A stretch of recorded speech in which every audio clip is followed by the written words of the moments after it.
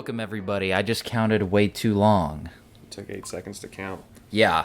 I was giving Trevor here the heads up of when we were starting and decided to see if he'd get pissed if I counted all the way up to 10 instead of 3, 2, and 1. But once again, I have Trevor, my friend, Mr. Millspaugh, with 2 L's on the show this week again. Go ahead and say hello. Howdy, howdy. Yeah, we like to call him Big Country. That's right. Please forgive all the countryness and the yee-yees and the haws and all the... I'll just stop now because he's staring at me mad. But yeah, this week we're just going to do another 15-minute segment. Don't have a lot of time. We both got to be somewhere. But Trevor, why don't you go ahead and start us out with what you wanted to talk to me about this week? Well, the original topic I wanted to talk to about was Game of Thrones, more specifically the last season, everything like that. And guess who doesn't watch Game of Thrones? That guy. Yep, that's me. Loser. Yeah.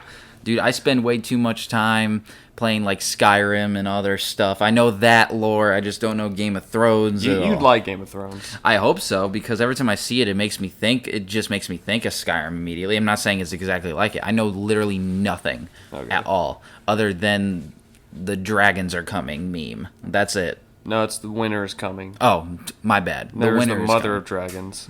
See, and that's another thing, too. Okay. I don't know anything. Now, tell me if I'm wrong on this, but isn't the guy who plays Aquaman, is he in Game of Thrones at one point? Yes. Jason Momoa plays Khal Drogo, who is a Dothraki warlord. He's in Season 1 and dies at the end of Season 1. Yeah, spoiler alert. Oh, sorry. God, Well, it's okay. A lot of people have already seen it.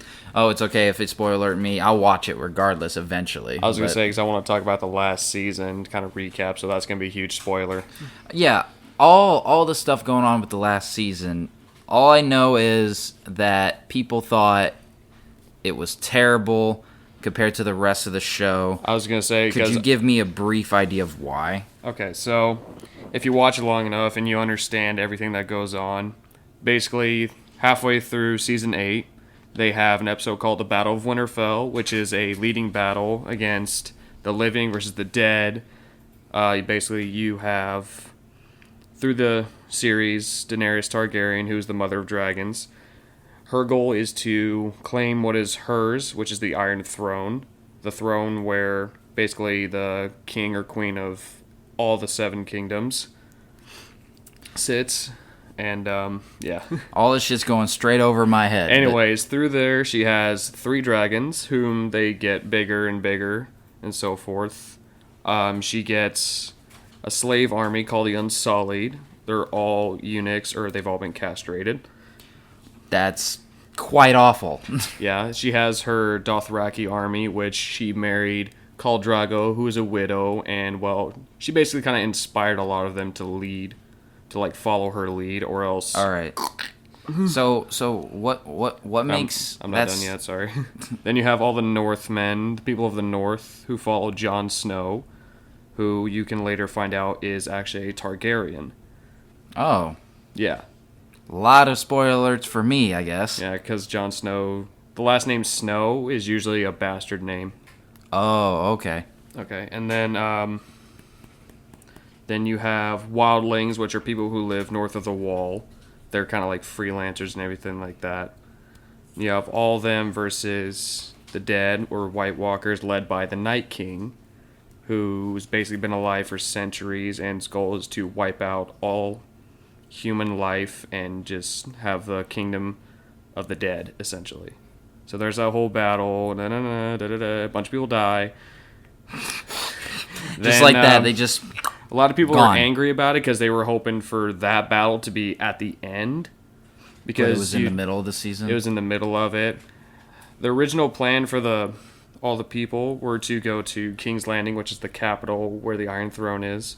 Have Cersei Lannister, who is a total evil bitch. Like, everyone just hates her. They were supposed to have her come to aid them. She said she would, but she didn't. She lied, because, that's what a Lannister does. Just kidding. There's a couple good ones. Anyway, so it's all them versus the Night King, and they figured out that there's a special material they call obsidian, or what they call dragon glass, that can kill White Walkers. And for some reason, I have like my own little theory on it. There's like also Valerian steel, which is like this special, very rare metal, which I feel like is metal crafted from bits of actual like steel and dragon glass. Like that's like my theory on it. Okay. And so essentially there's this whole battle and everything like that. Oh, and so Daenerys has 3 dragons. One of them gets killed by the Night King and is resurrected as an undead dragon. He just destroys everything. So essentially the only way to kill everything, every White Walker, is to kill the Night King himself. And that's hard to do. I imagine so. So anyways, all this is going straight over my head. Okay. For real. But so anyways, But that's okay, because like from what I'm hearing, it sounds like the timing and the placement of events in the last season made it not so great. Yeah, there's that. Like, I'll just wrap it up. Spoiler, Arya Stark kills the Night King. He dies. All the White Walkers dead. The living win. Now there's a new battle ahead of them, taking over King's Landing, dethroning Cersei, and it takes about the rest of them, which I think there's only about like 6 or 7 episodes of that. So there's about season 3, season 4. It's kind of like what they're going to be planning to do. Season 5, or episode 5 and 6 are just the total battle at King's Landing, and 7, the last one, is just like the recap of everyone going on with their lives. So anyways, Daenerys ends up burning down most of King's Landing, killing a bunch of people. The Northmen invade and everything like that. Arya goes off on her own to try to kill Cersei. She ends up getting the crap beat out of her somehow through all the rubble and the chaos. Then Cersei and her brother Jaime die underneath the rubble. And then, so the very last one, Daenerys won, she gets to the Iron Throne, etc., except everyone knows there's a problem. She's becoming more like her father, whom they called the Mad King, because all he wanted to do was kill people. So she started doing that. And so Jon Snow, big time spoiler alert, literally stabs her, kills her in cold blood, because, he figured they don't want another Mad King. That explains that meme now. Everyone hates that. Everyone hated that. And then Dragon gets pissed off, literally melts the Iron Throne, grabs Daenerys' dead body, flies away. So the one thing that people have been after, the Iron Throne, for pretty much the whole Game of Thrones. Pretty much forever, yeah. Just pointless. Pointless, yeah. It's gone now. Oh. Nobody cares. Now I understand why people were pissed. Yeah, and then... See, the last show that I watched was The Walking Dead. And I haven't seen the latest season, and I've stuck to watching that show, even though people say it's fallen off. But the reason I like it is because I did some reading into the comics a bit more, and that's what I find interesting. But I think the whole zombie subculture in general just kind of went... That's basically what White Walkers are, just zombies. Yeah, like it faded away, so like Walking Dead just not became popular, but it still has its like really strong fans like me. Yeah. Usually I wait till all the seasons out and I just binge it, which isn't healthy, but that's what our culture is now, unfortunately. Yeah. And another thing, that's what I'm doing with Game of Thrones too. And another people that got angry about was they have all the 7 Kingdoms rulers in like different places and everything. They all vote. That's right, a monarchy then now becomes a democracy. Yeah, nah, it doesn't work like that. Well, that's how the show did. They all voted for who should be the new... History has shown it's not that easy. For who should be the new king or queen of the 7 Kingdoms. They voted Bronn the Broken, who was the Starks' second youngest child. He became the Three-Eyed Raven, who is like this person who has this ability to look into the past of men's history and everything. And he's also like a warg, which is someone who can possess his animals. So he can just like look into what I've done in the past. So how it works is like searching my like life history. Do I need to delete something really quick or something? No, he can just like view past events and everything that's happened, and you can tell when he does this because you have his pupils. Next, they just like this loud boom, and his eyes go white. Dude, imagine just like the Undertaker. Imagine having that fucking power in today's world. Like, oh, you'd ace every history class. Like, got it. Literally just look into the fucking teacher's head and be like, show me everything you've learned. Now the thing is, like, he doesn't look in anybody's eyes. He just He just knows. Yeah, his eyes roll back and like. God, I don't know. Like, I think. I mean, like. I'm not sure that would be as useful as a power as maybe, I don't know, flying. But like, because then you wouldn't. It's still cool. You wouldn't really know. Well, wargs anything from actually learning it, would you? Well, he started out as a warg, which is like he can possess animals' minds and some simple humans. Like most of the time, Bran started out with his pet direwolf, Summer, and then he started going with ravens and everything like that. He even, in times of peril, he even possessed his helper, who's like supposedly half giant, Holdor. Like this kind of like really big guy.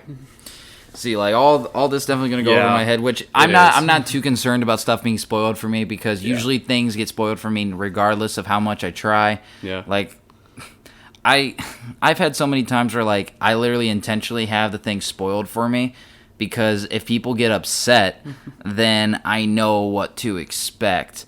But I just kind of don't care because I'm still gonna watch it. Like I'm still gonna review it regardless because you know I'm a film major of sorts, like video production specifically, and no matter what, even if I know what happens, like I still watch it because I appreciate the art of it. Like like when Avengers came out, like I didn't really care if people were gonna spoil it for me because I'm still gonna go see it in theaters at some point.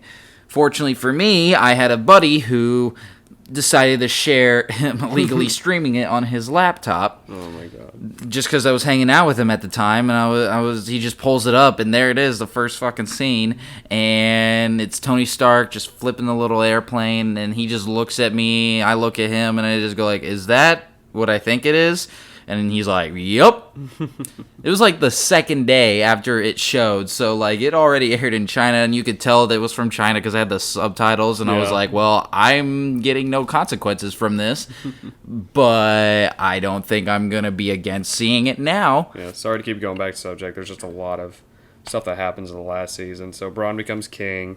His sister Sansa rules as Queen of the North. Because, you know, they believed that the North has been a separate country for generations. And then Jon, who's like a major role in it, ends up going back over the wall to live with the wildlings.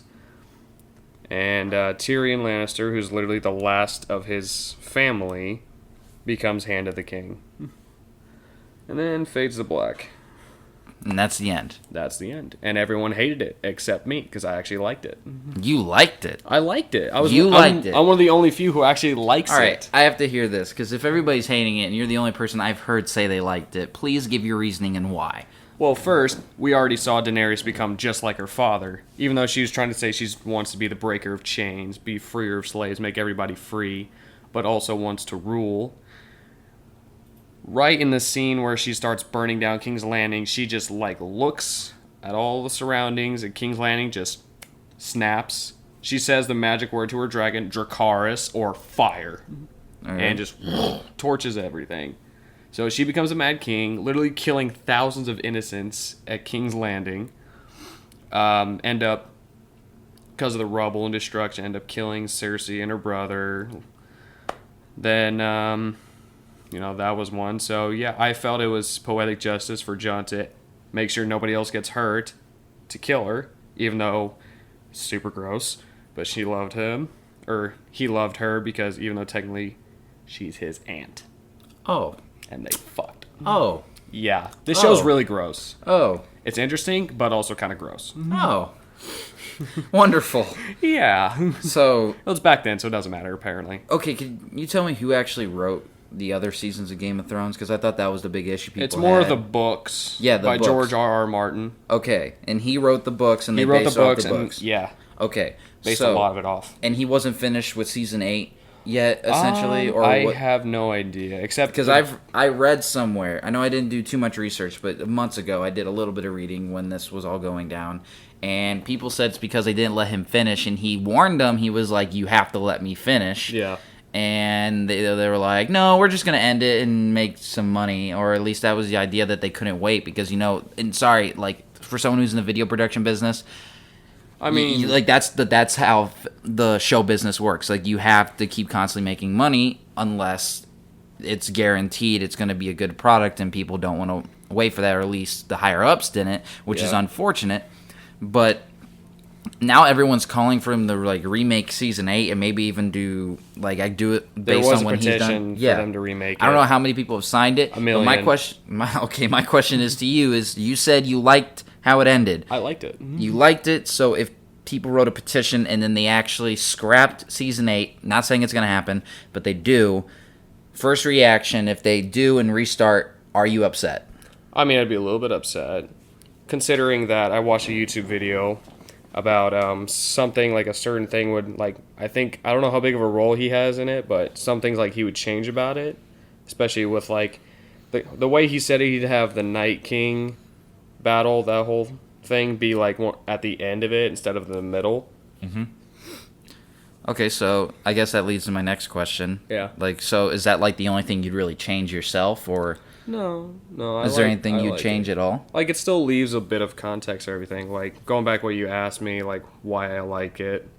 It's also like gives, well, Jon's now like so-called traitor to a lot of people, and Daenerys' army, the Unsullied, wanted to see him dead. Okay. But instead, Bronn made the punishment of him being exiled over the wall. Oh, I guess that's better than getting murdered. Yeah. But besides, everyone likes Jon. The wildlings like Jon.